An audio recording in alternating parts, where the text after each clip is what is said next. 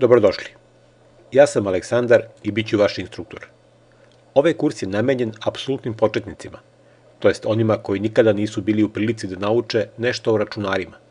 Ukoliko se vi osjećate nelagodno svaki put kada neko pomene primjenu kompjutera, jer niste dovoljno upućeni u ovu oblast, budite bez brige. Potrudit ću se da vam na jednostavan i razumljiv način objasnim sve što prosečan korisnik treba da zna.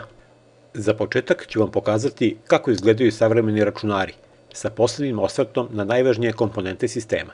Vidjet ćete u čemu se razlikuju takozvani desktop i laptop računari i kako se koriste osnovne funkcije operativnog sistema.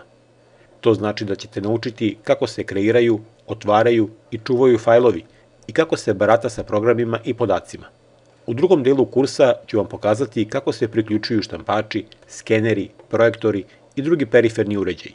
U tu kategoriju spadaju USB memorije, kao i eksterni hard diskovi. Nakon toga slede lekcije u kojima ćete naučiti kako se izvršavaju određeni zadaci. To podrazumeva povezivanje na internet i lokalnu mrežu, upotrebu elektronske pošte, pretraživanje interneta i korišćenje osnovnih Office aplikacija. Na kraju ću vam pokazati kako se razmenjuju podaci.